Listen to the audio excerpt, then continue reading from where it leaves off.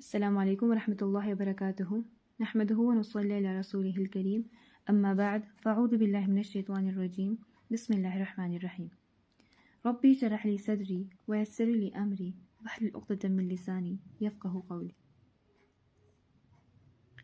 اچھا جی، آج ہم یہاں سے شروع کریں گے 20 آیت سے۔ اس سے پہلے اللہ تعالیٰ نے ہدایت اور گمراہی کے اعتبار سے 3 گروہوں کا تذکرہ کیا تھا۔ کون سے 3 گروہ؟ مومنین کا، منافقین اور کافرین کا۔ اب اگلی آیت میں اللہ پاک تمام لوگوں سے خطاب فرما رہے ہیں، تمام لوگوں کو اپنی وحدانیت اور عبادت کی دعوت دے رہے ہیں۔ اللہ تعالیٰ کہتے ہیں یا ایھا الناس اعبدوا، اے لوگوں عبادت کرو۔ اللہ تعالیٰ نے نہیں فرمایا یا ایھا المؤمنون، اے مومنین یا اے مسلمانوں۔ اللہ تعالیٰ فرماتے ہیں اے لوگوں عبادت کرو، کس کی؟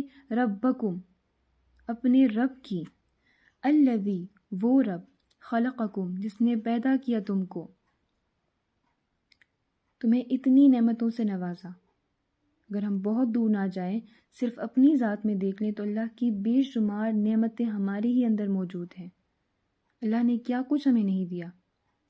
صرف اپنی ذات کے اندر دیکھیں اللہ نے کیا کچھ ہمیں نہیں دیا۔ اللہ تعالیٰ فرماتے ہیں کہ اس رب کی عبادت کرو جس نے تم کو پیدا کیا، والذین من قبلکم، اور تم سے پہلے ان تمام لوگوں کو بھی پیدا کیا جو تم سے پہلے گزر چکے ہیں۔ جب سے دنیا بنی ہے، جتنے بھی لوگ اس دنیا میں ہیں، جتنے بھی لوگ اس دنیا میں تھے اور جتنے لوگ آنے والے ہیں، سب کو کس نے پیدا کیا؟ اللہ تعالیٰ نے۔ تو اس رب کی عبادت کرو جس نے تم کو اور تم سے پہلے تمام لوگوں کو پیدا کیا، لعلکم تتقون، تاکہ تم اس کے عذاب سے بچ سکو۔ اب اللہ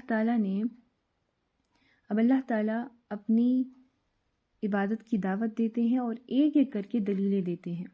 پہلی دلیل کہ تم کو اور تم سے پہلے لوگوں کو پیدا کیا۔ آگے اللہ پاک فرماتے ہیں کہ الذی، وہ ذات، جعل لکم، جس نے بنایا تمہارے لیے، اردا، زمین کو، فراشن، بچھونا، جس نے تمہارے لیے زمین کو بچھا دیا، والسماء بناء، اور آسمان کو چھت، آسمان کو ایک پروٹیکشن دے دی تم لوگوں کے لیے۔ اور پھر وانزل، اور نازل کیا، من السماء، آسمان سے، ماء، پانی۔ اب جب آسمان سے پانی زمین پر گرتا ہے تو زمین پر کیا نکلتا ہے؟ فأخرج به، اور نکالا اس سے، من الثمرات، پھل۔ اب یہاں پر پھل سے مراد صرف پھل نہیں ہے بلکہ ہر قسم کا وہ رزق ہے جو ہم کھاتے ہیں۔ رزقاً، رزق، کس کے لیے؟ لکم، تمہارے لیے، یعنی پہلے تم کو پیدا کیا، تم سے پہلے جتنے لوگ تھے ان سب کو پیدا کیا، تمہارے لیے زمین، آسمان، پانی، پھل، رزق، ہر قسم کی چیز تمہارے لیے مہیا کر دی، تمہاری تمام ضرورتیں پوری کر دی۔ تو جب اتنا کچھ اللہ تعالیٰ نے دیا ہے تو پھر عبادت کس کی ہونی چاہیے؟ اللہ تعالیٰ کی۔ تعریف کس کی ہونی چاہیے؟ اللہ تعالیٰ کی۔ اب دیکھیں نا کہ کبھی آپ کھانا بنا لیں اور آپ کے اس کھانے کی تعریف کوئی اور لے جائے تو آپ کو برا لگے گا کہ نہیں لگے گا؟ کہ محنت ساری میں نے کی ہے اور کریڈٹ کوئی اور لے کے جا رہا ہے، تعریف کسی اور کی ہو رہی ہے۔ تو اسی طرح سے جب اتنا کچھ اللہ نے بنایا ہے تو پھر تعریف بھی اسی کی ہونی چاہیے، عبادت بھی اسی کی ہونی چاہیے۔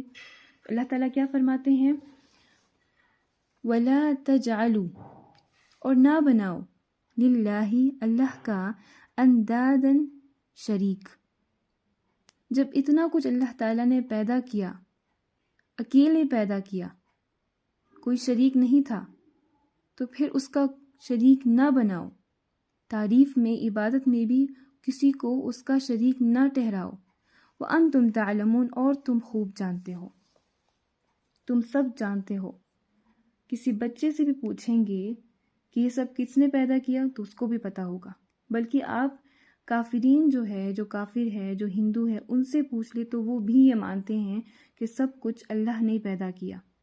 تو جب سب کچھ اللہ نے پیدا کیا تو پھر عبادت بھی اسی کی ہونی چاہیے، تعریف بھی اسی کی ہونی چاہیے، کسی اور کو تو اس میں شریک نہیں ٹھہرانا چاہیے نا۔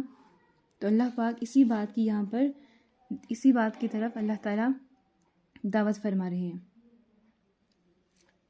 چلیے جی لفظی ترجمہ کرتے ہیں ابھی۔ بسم اللہ الرحمن الرحیم۔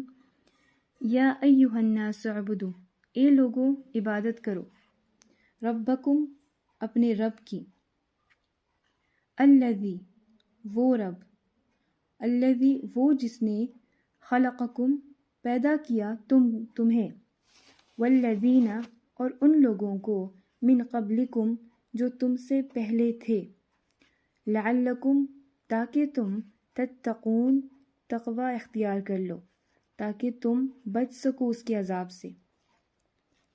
الذی جس نے جعل بنایا لکم تمہارے لیے ارض زمین کو، فراشن فرش یعنی کہ فرش جیسا بنایا تمہارے لیے، والسماء اور آسمان کو بناء چھت، وانزل اور اتارا نازل کیا، من السماء آسمان سے، ماء پانی، فاخرج به پھر نکالا بھی اس کے ذریعے، اس پانی کے ذریعے نکالا، من الثمرات پھلوں میں سے، رزقاً رزق، کس کے لیے؟ لکم تمہارے لیے۔ فلا تجعلوا پس نہ بناؤ، للہ اللہ کا، اندادا شریک، وانتم اور تم، تعلمون خوب جانتے ہو۔ چلو جی آج کے لیے اتنا ہی، اگلی ویڈیو میں ہم اس کے آگے سے پڑھیں گے، تب تک کے لیے خدا حافظ۔